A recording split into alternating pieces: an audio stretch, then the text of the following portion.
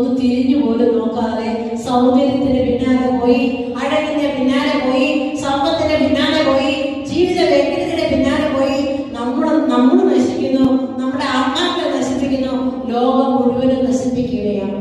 അപ്പോസ്തല പ്രവൃത്തി